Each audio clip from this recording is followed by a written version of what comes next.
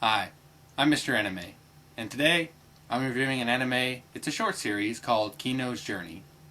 A journey about a young girl who visits mystical lands for only 3 days. But why? And who is this young girl? And why does her motorcycle talk to her? We'll find out in a moment. Hi everybody, I'm Mr. Anime, and boy, do I have a show for you. Let's go.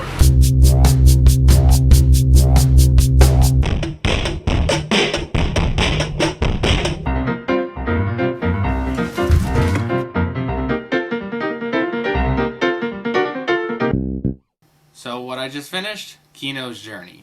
Director Rotaro Nakamura does a fine job here, and he really puts his mind into the anime. And as the anime runs along, you can really see the director's brain laid out, if that really makes any sense. The story follows Kino. She's a young girl. They call her a persuader fighter because she yields guns, and they call them persuaders. I guess because a gun persuades you to do shit. Like if someone points a gun in my face and they're like, do a backflip. Well, it might persuade me to do it. Anyway, she journeys. She visits mystical lands for only 3 days, and yes, I say mystical lands because she journeys from one location to the other, one country to the other on a motorcycle. And the countries that she visits, she always learns some moral meaning. The country's always obsessed by something, like the people always have some tyrannic ruler, or they have some obsession with something. Kind of like Jing King of Bandits. Kind of reminded me a lot of that, where Jing walked around with a bird on his shoulder, and he visited wacko places and then found moral in all of them.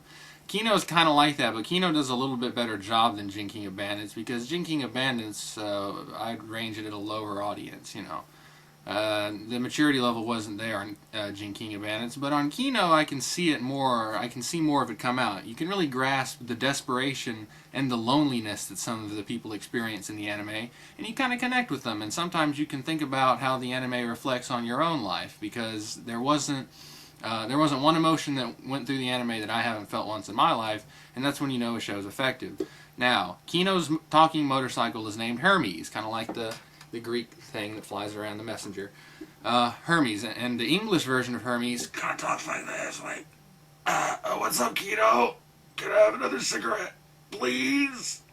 And then the Japanese one actually talks a little bit more normal. I watched this online, and I watched half of it in Japanese, and I watched the last half in English. And I kind of like the Japanese more.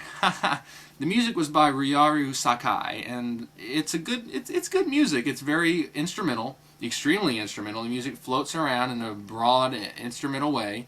I like the intro, not MP3 worthy. So why for the 3-day visits? Well, you find out later why Kino only stays at a location for 3 days.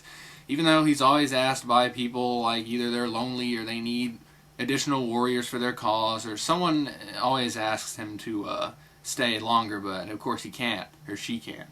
Speaking of why I'm calling him he and she, a few people in the anime confuse Kino for a boy, because as you can see from the pictures, it's not exactly clear what gender Kino is, but Kino's a girl.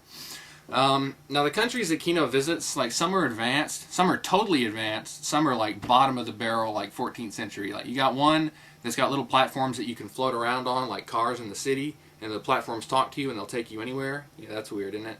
And then you got one with like prehistoric guards that have like feudal Roman tournaments and big rinks and wield big swords and stuff. So the action sequences, they're done pretty well. Kino carries a .22 caliber pistol. And he also carries a .44 single-shot revolver. Why do I keep saying he? She. It's a she. She carries it, and she's a very, very, very, very fast draw. Speaking of that...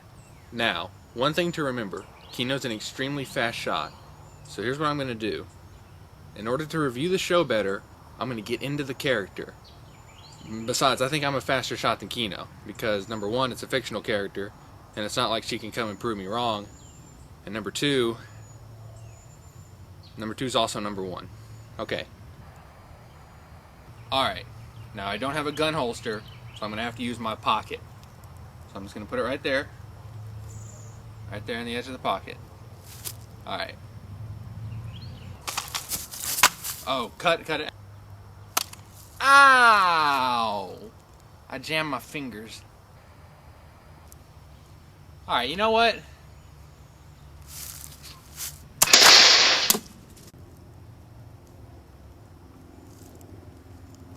I meant to do that. I like the music, and I like the voices. Now the animation style is kind of dark.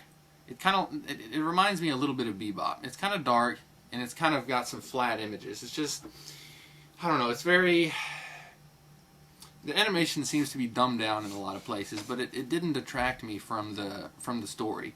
Even though the animation seemed a little flat and the backgrounds at times weren't appealing, it didn't bother me, because I wasn't worried about the art and animation. I was worried about what was happening on the screen to our characters. Kino's Journey is an exceptional show, and while it kind of plays out like Master Keaton, but I hate that shit. I hate Master Keaton.